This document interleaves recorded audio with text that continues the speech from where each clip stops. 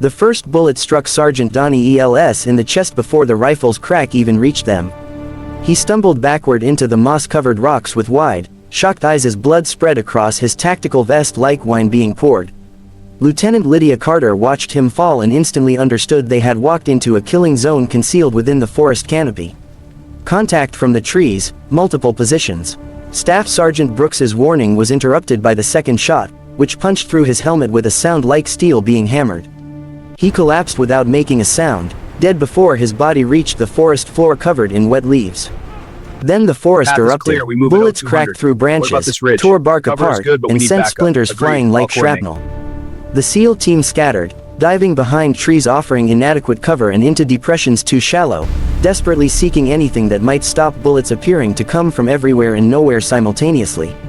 They were surrounded, with the enemy holding them in their sights from elevated positions. Lydia flattened herself against a massive pine, hearing rounds striking all around her location. 10 different shooting positions, possibly more. Enemy snipers were embedded in the forest like phantoms, invisible in the canopy, eliminating her teammates with surgical accuracy while her people fell in the undergrowth. Then she recalled the rifle case secured to her back, the one she had carried for 6 months without opening, the one she had promised herself she would never need again. Her hands reached for the straps before her conscious mind processed the decision. What transpired in the following 23 minutes would transform a slaughter into legend, showing how one woman changed from observer into the most lethal predator the forest had ever witnessed, how she tracked the trackers through terrain that should have rendered it impossible. The mission had begun 48 hours earlier at a forward operating base carved into the mountainside, encircled by dense forest extending for miles in all directions. Captain Jake Morrison had assembled his SEAL team in the operations tent, a canvas structure smelling of gun oil and strong coffee with walls covered in topographic maps and satellite imagery. "Gentlemen," Morrison said while tapping a red circle on the map, "our target is a weapons depot roughly 12 kilometers into the forest. Intelligence indicates this is where they are storing the anti-aircraft missiles that have been striking our helicopters. We enter, confirm the weapons, presence, request the airstrike, and exit. Simple. When has anything in this forest been simple?" Petty Officer Martinez muttered while studying the terrain with the exhaustion of someone who had spent 3 tours learning that forests could be as deadly as bullets. "Since we have excellent intelligence in the element of surprise," Morrison responded. "They are unaware of our approach. We move quickly, maintain silence, complete the mission before they realize we are in the area." That was when Lieutenant Lydia Carter entered the tent and every head turned. She appeared exactly as her paperwork described, an intelligence analyst attached to the team for field assessment, mid-30s, athletic build concealed under loose-fitting tactical gear, dark hair pulled back in a practical braid. She carried a tablet and a rifle case, the standard accessories of support personnel attempting to appear tactical. "This is Lieutenant Carter," Morrison said.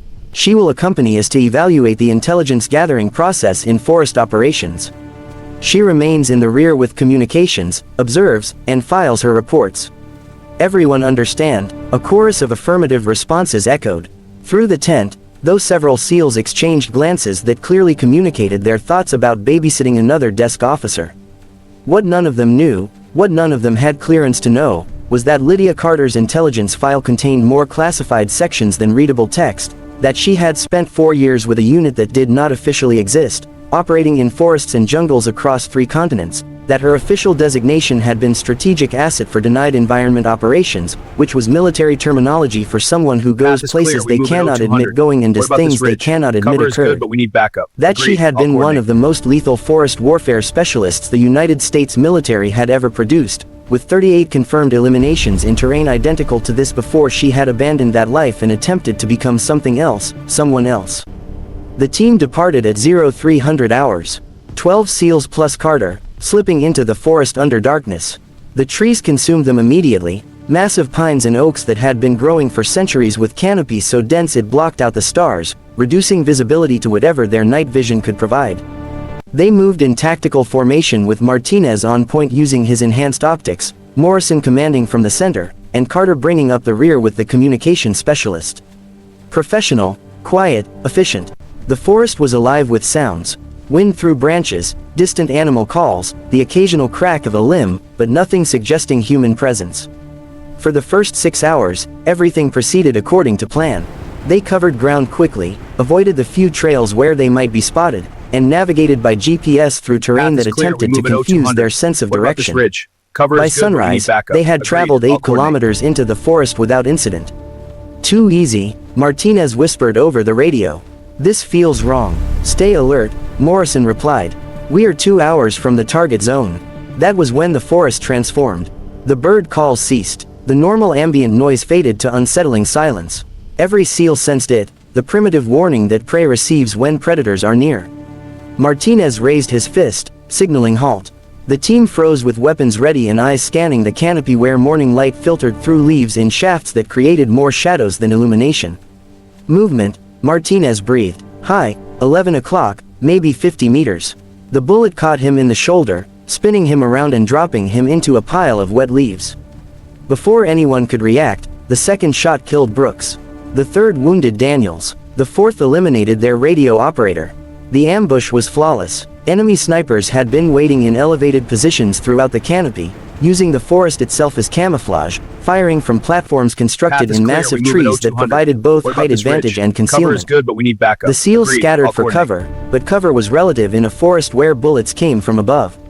"Canopy, they are in the trees," Morrison shouted while pressing himself behind an oak that immediately began receiving fire. "Count at least 6 positions, maybe more." Lydia dove behind a fallen log, her analyst brain already cataloging firing positions by sound and impact patterns. Northwest ridge 40 meters up, southeast cluster with multiple shooters, west flank single precision shooter, east approach coordinated fire team. They were not just skilled, they were trained and disciplined, using forest warfare techniques that required years to master, techniques she had taught to allied forces in 3 different countries before she had walked away from that life. "We are pinned," Petty Officer Chen called out. "Cannot get clean shots. They are too high and too well concealed." Morrison attempted to coordinate return fire, but every time someone exposed themselves to shoot upward, multiple enemy positions engaged simultaneously. The forest canopy was perfect for this, dense enough to hide shooters yet open enough for them to have clear shots downward, creating a 3-dimensional killing zone that conventional tactics could not solve. "Air support," Morrison ordered. "Get me close air support now." "Radios destroyed, sir," someone yelled back. They eliminated communications first shot. That was when Lydia made her decision. She had carried that rifle case for 6 months without opening it, tried to convince herself she was finished being what she used to be. But watching seals die in a forest killing zone she understood better than they ever could. She realized some skills cannot be abandoned, not when good people needed them. Her hands moved to the case secured to her back, muscle memory taking over. The locks opened with familiar clicks. Inside was a custom Remington MSR in .338 Lapua Magnum, modified for forest operations with a suppressor designed for dispersing sound through trees. The rifle had been her companion through 4 years of operations in environments identical to this one. She assembled it with practiced efficiency. Stock, barrel, scope, magazine, movements so smooth they appeared choreographed. Around her, seals were dying or bleeding or desperately attempting to return fire at targets they could not see. "Carter, what the hell are you doing?" Morrison shouted from behind his tree. "Stay down." She did not answer. Instead, she moved. The seals watched in confusion as the intelligence analyst they had been babysitting suddenly transformed into something else entirely. She flowed through the forest like she had been born in it, reading terrain with instincts that exceeded training. Every step landed on solid ground that made no sound. Every movement used trees and shadows for concealment. Every position she chose gave her angles that should not have existed. She found a spot behind a cluster of moss-covered rocks that offered a narrow sight line up through the canopy. Through her scope, the forest resolved into layers. Ground level where her teammates died, middle canopy where branches created false targets, upper canopy where enemy snipers thought they were safe. She saw the first one immediately, 40 meters up in a massive pine, camouflaged so well most people would have missed him entirely.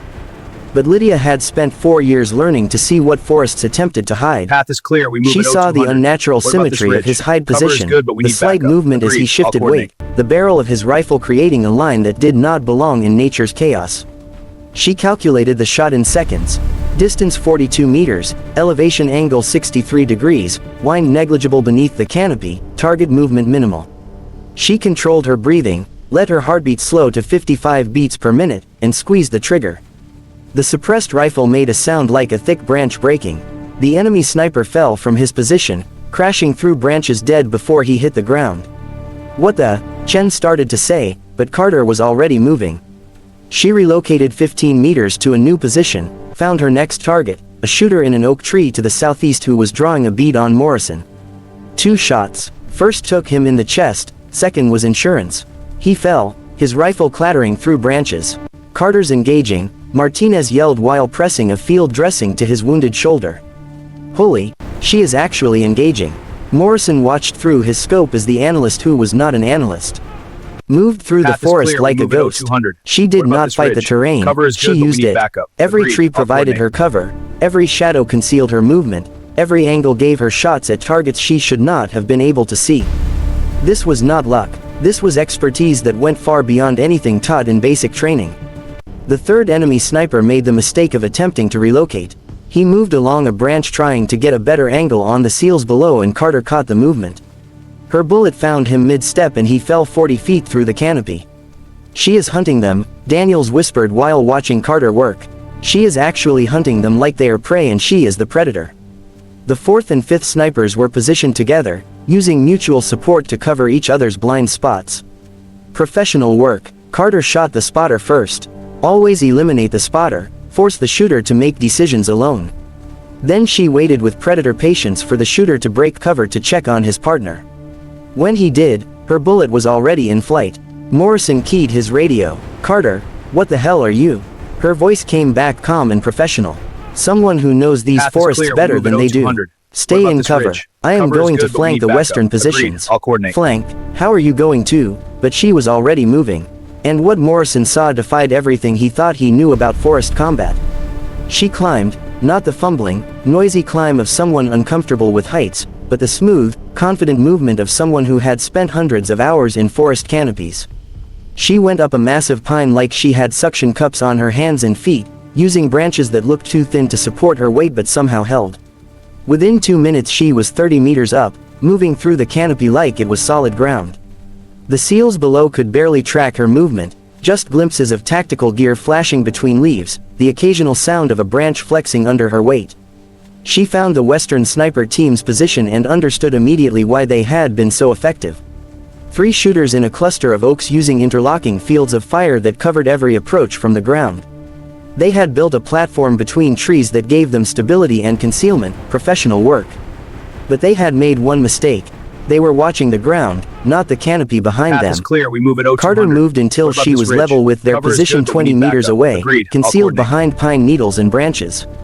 Through her scope she could see them clearly, one watching through binoculars, one scanning with his rifle, one preparing to reposition.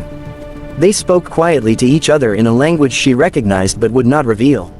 She understood. She took the shot caller first. One suppressed round. He slumped over his platform. His partners reacted with trained efficiency, spinning to find the threat, but they were looking in the wrong direction. Carter had already moved 5 meters along a thick branch, finding a new angle. Second shot, second shooter down. The third one finally spotted her. She saw his eyes go wide as he realized the hunter had become the hunted. He tried to bring his rifle around but he was too slow. Carter's bullet found him before he could fire. 3 more enemy snipers eliminated. The forest was starting to shift from killing zone to hunting ground, and the prey was not the seals anymore. Jesus Christ, Martinez breathed while watching Carter descend from the canopy with the same fluid grace she had shown climbing up. Path is clear. We move it. That is not normal. That is not even close to normal. Morrison had to agree. He had worked with Marine snipers, Army Rangers, Delta Force operators.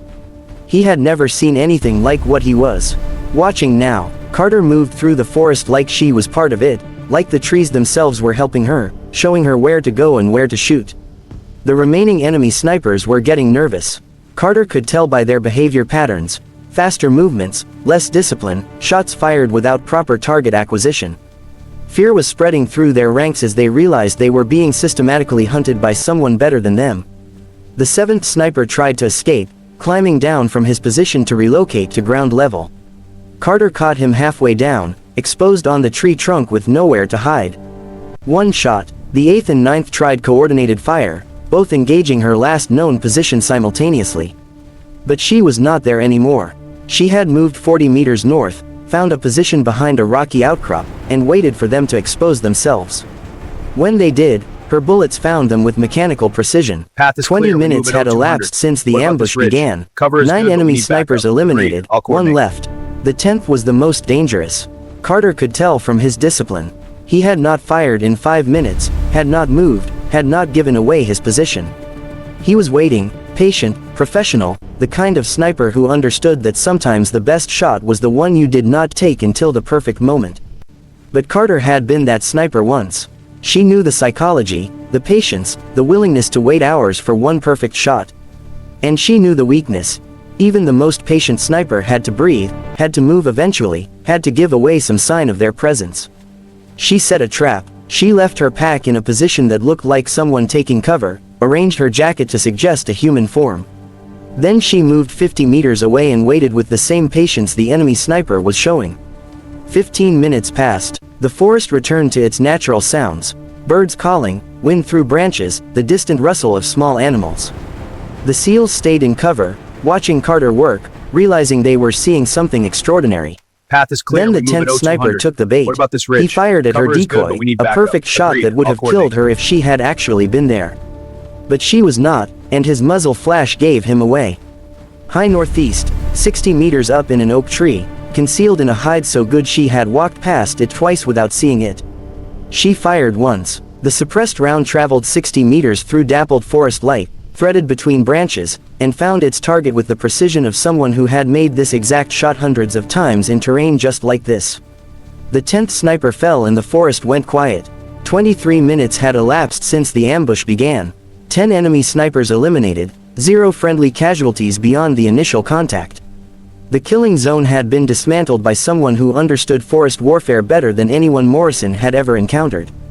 Carter descended from her position and walked back to where the team was gathered, her rifle held with casual competence that spoke of thousands of hours of practice.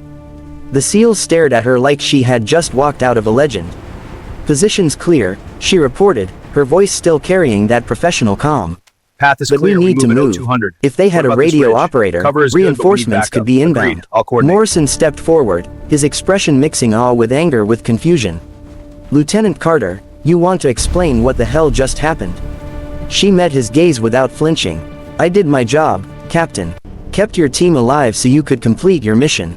Your job is intelligence analysis, not," he gestured at the bodies scattered through the forest canopy, whatever that was.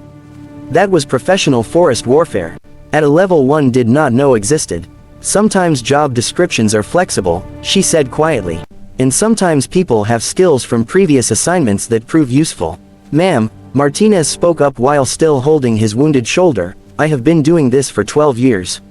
I have worked with every special operations unit we have got. What I just watched you do, that is not something you learn from a course. That is someone who has lived in forests like this, who has hunted and been hunted, who knows this environment like they were born in it." Carter was quiet for a moment.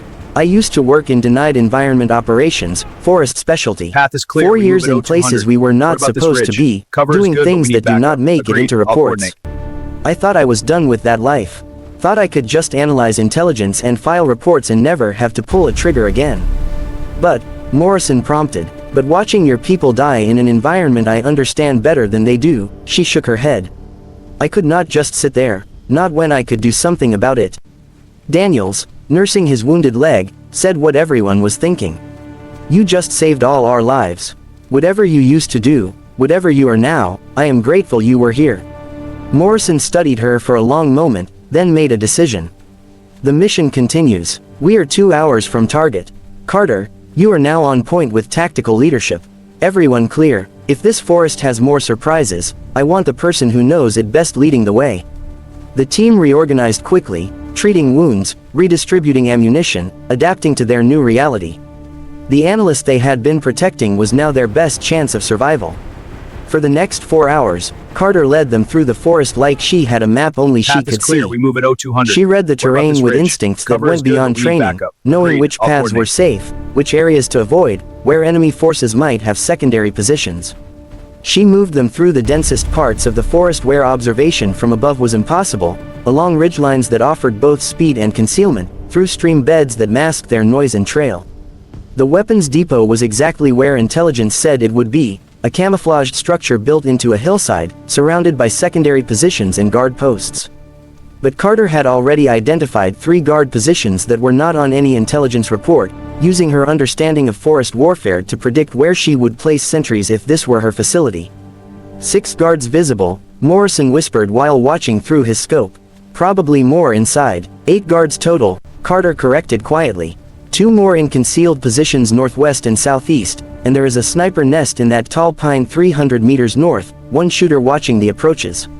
Morrison looked where she indicated and saw nothing but tree canopy. How can you possibly know that? Because that is where I would put a sniper. And because I can see the platform they built. What about this ridge? See how those Cover is branches good, have but we been need cut in a backup. range. Agreed. I'll Natural coordinate. branches do not grow in that pattern. She was right. When Morrison looked closer with his enhanced optics, he could just barely make out the artificial platform that Carter had spotted immediately. The team eliminated the sentries with coordinated precision, Carter taking the sniper with a shot that threaded through branches at 300 meters like the trees were not even there. They secured the depot, confirmed the presence of anti-aircraft missiles, and called in coordinates for the air strike from a radio they recovered from the facility. By the time they extracted back to the forward operating base 18 hours later, the story had already begun to spread. The intelligence analyst who had saved an entire SEAL team by becoming the most effective forest warrior anyone had ever seen, the quiet woman who had transformed into a ghost in the trees, hunting enemy snipers through terrain that should have made it impossible. In the debriefing, Morrison was careful with his words. We encountered hostile sniper positions in the forest. An attached analyst, Lieutenant Carter, proved to have specialized knowledge of forest operations that was critical to mission success. 10 enemy combatants were neutralized, minimal friendly casualties. Mission accomplished. But the battalion commander was not fooled.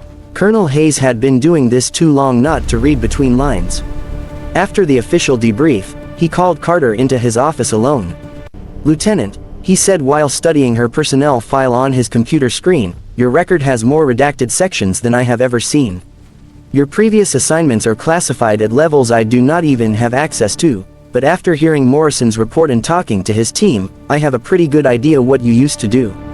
Sir, I am not authorized to. I am not asking you to confirm anything, Hayes interrupted. I am just going to say this. We have got more operations planned in this forest, dangerous operations, and I could really use someone with your particular expertise helping to plan them, someone who understands what we are up against out there. Carter considered this carefully. She had spent 6 months trying to convince herself she was done with that life, done being a weapon, done being the person who solved problems by being better at violence than anyone else. But she had also just spent 23 minutes remembering what it felt like to be exceptional at something that mattered, something that saved lives. I have conditions, she finally said. Hayes smiled slightly. I am listening. I maintain my analysis role as primary duty, but for operations in forest environments where my experience is relevant, I will provide tactical consultation and participate when necessary on my terms. Acceptable. And no one needs to know the details of my previous work. My cover stays intact. Also acceptable. Welcome to the team, Lieutenant. The real team this time. Over the next year, Carter participated in 15 operations in that forest. She planned them, led them when necessary, and used her knowledge of the terrain to keep casualties to near zero. The SEALs who worked with her developed an almost superstitious respect for her abilities, the woman who could read forests like other people read books, who moved through canopies like other people walked across rooms, who could find enemies that were invisible to everyone else. She never enjoyed it. Every shot she took, every enemy she eliminated carried weight that kept her awake some nights, but she had made peace with what she was. Someone who could do hard things in dark places so that other people could live safely in the light, the wolf protecting the sheep, the guardian no one wanted to think about but everyone needed. And in the forests where light barely penetrated and danger lurked in every shadow, that was exactly what made the difference between teams coming home alive and families receiving death notifications. Lieutenant Lydia Carter had tried to stop being a weapon. She had learned instead to be a weapon that chose carefully when and how to be used. And in a world that sometimes needed someone who could hunt the hunters through impossible terrain, that wisdom saved lives that would otherwise have been lost. 23 minutes, 10 enemy snipers, one woman who remembered what she was when it mattered most. The forest remembered too, and the enemies who learned about the ghost in the canopy, the ones who survived to tell the story, gave that forest a wide berth from then on, because some predators you could see coming, but the most dangerous ones were invisible until the moment they struck, and by then it was already too late. 3 months after that mission, Carter found herself in Colonel Hayes' office again. This time Captain Morrison was there too, along with 2 officers she did not recognize, both wearing civilian clothes that screamed intelligence community. "Lieutenant Carter," Hayes began, "these gentlemen have a proposition for you. They have been following your work." The older of the 2 civilians spoke. "We represent a joint task force that operates in denied environments worldwide. We have reviewed your record, the real one, not the sanitized version. We would like to offer you a position leading forest warfare training for special operations personnel. You would teach them what you know, help them survive in environments like the one where you saved Morrison's team." Carter considered this. Teaching meant fewer triggers pulled, fewer faces in her scope, fewer nights lying awake remembering the weight of decisions made in milliseconds. But it also meant her knowledge could save lives she would never meet in places she would never see. "I will do it," she said. "But I have one condition." "Name it." "When teams I have trained go into the field, I go with them as Overwatch, just in case." The civilian smiled. "We were hoping you would say that. Welcome aboard, Lieutenant. Let us teach the next generation how to own the forest instead of dying in it." Agreed. I'll coordinate. And so Lydia Carter found her purpose, not as a weapon, not as an analyst, but as both. The protector who could think and shoot, teach and execute, save lives through knowledge and when necessary through precisely placed bullets that kept good people breathing. The forest was her classroom now, and her students learned from the best. The ghost who turned a massacre into a legend in 23 minutes of perfect, terrible efficiency. She established a training program that became legendary in special operations circles. Carter's Crucible, they called it. 3 weeks in dense forest learning to move, hide, hunt, and survive in environments that had killed countless operators before.